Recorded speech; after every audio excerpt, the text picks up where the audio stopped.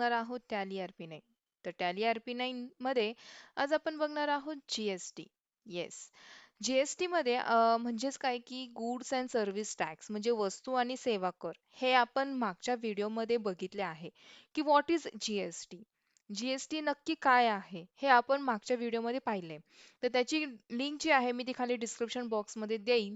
ती तुम्ही नक्की चेक करा की नक्की काय आहे जी-एस-टी. आणि आता लास्ट टाइम आपण जी-एस-टीचे प्रकार बघितले होते. आता ते आपण इन डिटेलमध्ये बघणार आहोत. चला तर मग बघूयात की जी-एस-टीचे प्रकार. तर बघूयात की जी-एस-टीचे प्रकार नक्की कोणते आहेत. तर बघितलं होते आपण मागच्या व्हिडिओमध्ये की 4 प्रकारचे जी-एस-टी आहेत जे की खालीलप्रमाणे आहेत.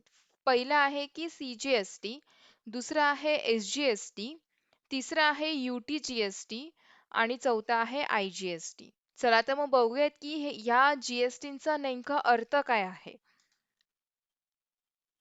बघूयात की पहिले काय आहे सी-जी-एस-टी म्हणजे सेंट्रल गव्हर्नमेंट जी-एस-टी. म्हणजेच काय? आता तुम्हाला सेंट्रल गव्हर्नमेंट म्हटल्यानंतर हे एक लक्षात येतंय की पूर्ण ऑल ओव्हर जे आपलं इंडियाचं असतं त्याला आपण सी-जी-एस-टी म्हणतो. सेंट्रल ओके म्हणजे केंद्रीय. तर म्हणजे पूर्ण देशाचं एक झालं. म्हणजेच काय की ते बघूयात.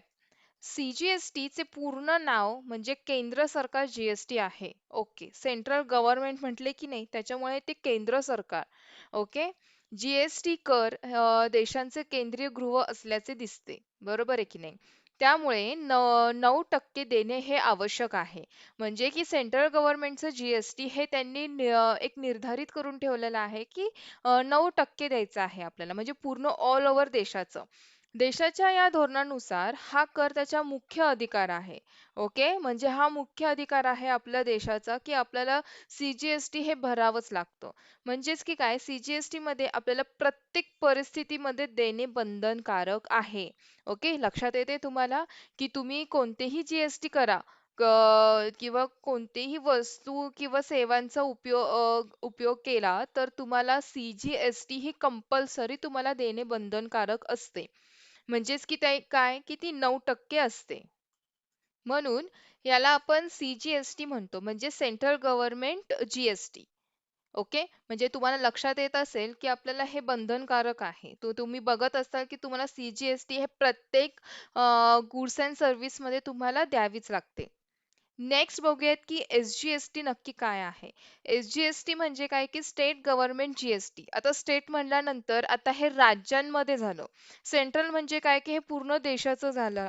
त्यानंतर राज्यांमध्ये स्टेट म्हणजे काय की राज्य. ओके. म्हणून त्याला नाव दिलेलं आहे एस-जी-एस-टी म्हणजे स्टेट गव्हर्नमेंट जी-एस-टी. ओके. बघूयात की एस-जी-एस-टी म्हणजे काय आहे. देशाच्या कोणत्याही राज्यात राज्य सरकार जी-एस-टी म्हणजे एस-जी-एस-टी कोणत्याही खरेदी आणि विक्री आणि सेवांवर जो कर लावला जातो त्याला एस-जी-एस-टी म्हणतात. म्हणजे स्टेट वाईज जर कोणी आपण आता स्टेट आहे जसं काही महाराष्ट्र स्टेट आहे अशा वेगवेगळ्या प्रकारचे स्टेट आहेत गुजरात झालं वगैरे वगैरे तर अशा प्रत्येक स्टेटमध्ये काय आहे आपल्याला एक त्यांनी आपल्याला त्याला दिलेलं आहे की एस-जी-एस-टी म्हणजे स्टेट गव्हर्नमेंट जी-एस-टी हे प्रत्येक स्टेटसाठी लागू केलेलं आहे. ओके. म्हणजेच हे कर शुल्क 9% आहे. म्हणजे हा देखील जो त्यांनी निर्धारित केला आहे तो कितीचा केला आहे 9% चा केलेला आहे. परंतु सी-जी-एस-टी प्लस एस-जी-एस-टी जोडून ते 18% आहे. म्हणजेच काय की लक्षात येते तुम्हाला की सी-जी-एस-टी हे जे आपण बघितले वरती की आपल्याला हे प्रत्येक परिस्थितीत देणे बंधनकारक आहे. म्हणून काय की सी-जी-एस-टी आपण किती बघितली 9%. त्यानंतर एस-जी-एस-टी किती आहे 9%. मग असे जोडून ते किती झाले 18%. म्हणून आपल्याला स्टेट गव्हर्नमेंट जे आहे जे आपल्याला स्टेट वाईज द्यावी लागते तर आपण जर आता आपल्या राज्यामध्ये कोणतीही वस्तू किंवा सेवांचा जर उपयोग करत असू, तर आपल्याला 18% जी-एस-टी हे देणे बंधनकारक असते. उदाहरणार्थ महाराष्ट्रामध्ये जर कोणी वस्तूंची विक्री अथवा खरेदी करत असेल, तर त्यावर सी-जी-एस-टी 9% प्लस एस-जी-एस-टी 9% असे एकूण जी-एस-टी आपल्याला लागणार आहे 18%. लक्षात येते? हे शुल्क देणे बंधनकारक असते. ओके. म्हणजे हे दोन्ही मिळून आपल्याला द्यावे लागतो. नेक्स्ट बघूयात की UT-GST. UT-GST म्हणजे काय ते बघूयात की युनियन टेरिटरी GST म्हणजेच काय ते बघूयात. म्हणजेच की केंद्रशासित प्रदेश आहेत असे की त्याला आपण GST म्हणजे केंद्रशासित प्रदेश GST म्हणजे त्याला UT-GST म्हणजे युनियन टेरिटरी GST आपण असे म्हणतो. हे भारतमध्ये इतर राज्य आहेत. ओके. तसेच केंद्रशासित राज्य देखील म्हणजेच की दिल्ली, अंदमान आणि निकोबार बेट, चंदीगड, दादरा नगर हवेली आणि दमण दीव, लक्षद्वीप, पुडुचेरी, जम्मू काश्मीर, लडाख हे देखील आहेत. म्हणजे अशा विशेष राज्यांसाठी आपल्याला UT-GST निर्माण केले गेले आहे. ओके, लक्षात येते युनियन टेरिटरी GST म्हणजेच काय की आपल्याला आपल्या भारत राज्यामध्ये ना काही असे केंद्रशासित राज्य आपण एक निवडलेले आहेत म्हणजे झालेले आहेत. त्याच्यामध्ये तुम्हाला समोर एक मी दिलेले आहेत की कोणते कोणते राज्य त्यामध्ये येतात. ते त्यांना विशेष असं एक वेगळं GST लागू केलेलं असतं. त्याला युनियन टेरिटरी GST म्हणतात. म्हणजेच काय की UT-GST असे म्हणतात. ओके. त्यांच्यासाठी एक विशेष असं एक UT-GST निर्माण केलंय. पण इथे बघूयात की UT-GST हे देखील 9% आपल्याला इथे लागू केलं गेलेलं आहे. प्लस CGST पण आहे. CGST म्हणजे काय सेंट्रल गव्हर्नमेंट जे आहे सेंट्रल GST आहे आपलं ते सुद्धा आपल्याला देणं बंधनकारक आहे कोणत्याही परिस्थितीत. त्यामुळे ते UT-GST प्लस CGST असे मिळून कराचा शुल्क जो आहे तो किती झाला SGST प्रमाणेच किती होतोय तो 18% होतोय. म्हणजेच काय की UT-GST देखील आपल्याला 18%च द्यावी लागते. ओके. तर अशा प्रकारे आपण UT-GST इथे पाहिलेला आहे. नेक्स्ट बघूयात की IGST काय आहे. IGST म्हणजे इंटिग्रेटेड GST. ओके. आता बघूयात की ते म्हणजे काय आहे. म्हणजेच की समकालीन GST. ओके. या प्रकारचे GST एका राज्यातून दुसऱ्या राज्यात केला जाणारा व्यापार संबंधित निगडीत आहे. म्हणजे एका राज्यातून दुसऱ्या राज्यामध्ये केल्या जाणाऱ्या व्यापार संबंधित निगडीत आहे. म्हणजे आपल्या पूर्ण देशामध्ये कितीतरी राज्य आहेत. त्या राज्यांमध्ये जर दोन्ही राज्यांमध्ये जर आपल्याला आयात निर्यात करायची असेल, व्यापार करायचा असेल, त्या संबंधित आपण IGST हे लावतो. फॉर एक्झाम्पल म्हणजे उदाहरण बघूयात आपण जर एखाद्या वस्तूचे उत्पादन हे महाराष्ट्र राज्यामध्ये होत असेल परंतु त्याची विक्री ही गुजरातमध्ये होत असेल तर अशा परिस्थितीत CGST आणि IGST असे एकूण कराचा शुल्क जो होतो तो म्हणजे 18%. म्हणजेच काय की लक्षात येते तुम्हाला की CGST, SGST, UT-GST, IGST हे सगळे 9-9%चे आहेत.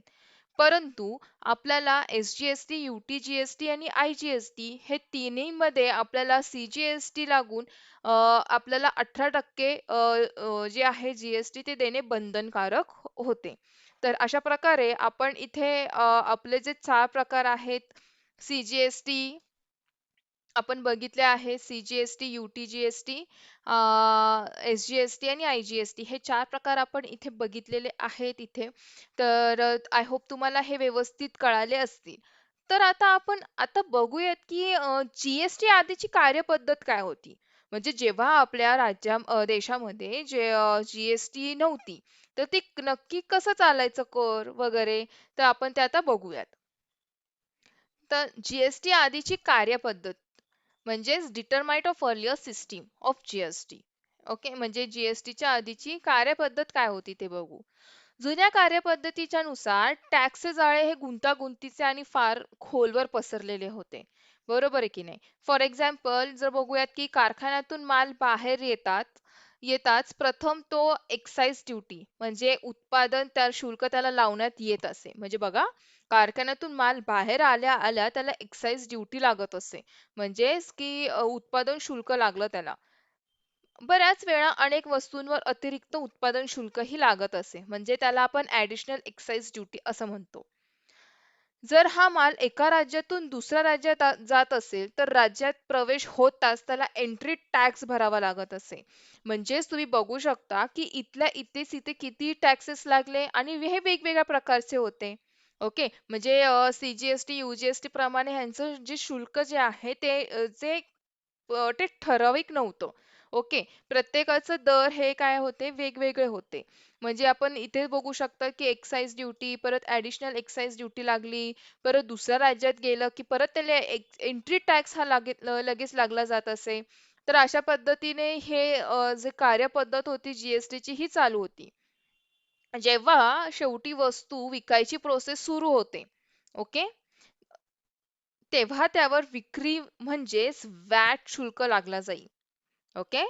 जेव्हा आता विक्रीची जेव्हा प्रोसेस विकायची जेव्हा प्रोसेस आता चालू होत असेल, तर तेव्हा व्हॅट शुल्क लगेच त्याच्यावरती लागला जात असे. म्हणजे व्हॅटचा जो कर असतो तो लगेच लागला जातो. बऱ्याच प्रकरणामध्ये खरेदी कर देखील आकारला जाईल. ओके. म्हणजे विक्री तर विक्री, परत खरेदीचा कर देखील त्याला आकारला जात असे. जर वस्तू लक्झरीशी संबंधित निगडीत असेल, तर त्याला लक्झरी टॅक्स हा स्वतंत्रपणे लादला जात असे. ओके. जर लक्झरीशी संबंधित म्हणजे खूप मोठी अशी लक्झरीशी संबंधित जर असेल, तर त्याला लक्झरी टॅक्स हा एक निर्धारित केला गेला होता. तर तो एक स्वतंत्रपणे त्याला लादला जात असे. हॉटेल्स किंवा रेस्टॉरंटमध्ये इत्यादीमध्ये सेवा कर, सर्व्हिस टॅक्स स्वतंत्रपणे प्रदान केला जात असे. म्हणजेच की काय, की हॉटेल्स आणि रेस्टॉरंटमध्ये जे सेवा आता घेत आहोत, जेव्हा जी पद्धत जे आपण सर्व्हिस जे आता घेत आहोत, तर त्याच्यामध्ये पण काय आहे, त्यांच्यामध्ये पण कसं होत असेल, की स्वतंत्रपणे त्यांचा त्यांचा एक स्वतंत्रपणे एक कर त्यांचा असायचा. त्याला आपण सर्व्हिस टॅक्स असे म्हणतो. याचाच अर्थ काय, की असा की ग्राहकांच्या हाती पोहोचण्यापूर्वी काही वस्तू किंवा सेवा बऱ्याच टप्प्यात अनेक ड्युटीज आणि टॅक्समधून जात असे. म्हणजे की आता तुम्ही बघू शकता, की जर कारखान्यातून माल बाहेर येत असेल, तर त्याला 3 टप्प्यांमधून जावं लागलं. परत तो जेव्हा विकायची प्रोसेस किंवा खरेदी करायची प्रोसेस येत असेल, तर त्याला पण 3-4 प्रकारे त्या वेगवेगळ्या प्रकारचे टॅक्स लागले जात असे. म्हणजेच काय, की ग्राहकांच्या हाती पोहोचण्यापूर्वी काही वस्तू आणि सेवा या बऱ्याच टप्प्यात अनेक म्हणजे की ड्युटीज आणि टॅक्सेस मधून जात असे. परिणामी अलग-अलग ठिकाणी वस्तूंच्या किमती मागे तफावत दिसत असे. म्हणजे की काय, की प्रत्येक किमती जे काही वस्तू असेल, जर सपोज एखादा प्रॉडक्ट असेल, तर त्या प्रॉडक्टच्या किमतीमागे खूप तफावत असे. म्हणजे तुम्ही बघू शकता, की आधीची ही कार्यपद्धत एका प्रॉडक्टच्या मागे ही अशा पद्धतीने चालायची किंवा सर्व्हिस असेल, तर त्या सर्व्हिसच्या नुसार हे असं चालायचं. तर मग तर मित्रांनो तुम्हाला हे कळालं असेल, की जी-एस-टीच्या आधीची कार्यपद्धत ही कशी चालायची, ही मी थोडक्यात इथे तुम्हाला सांगितली आहे. आय होप तुम्हाला आजची माझी व्हिडिओ व्यवस्थित कळाली असेल. तर लाईक करा, सबस्क्राईब करा आणि जास्तीत जास्त शेअर करा. नेक्स्ट व्हिडिओ माझी नक्कीच लवकर येईल. तोपर्यंत stay tune and keep watching.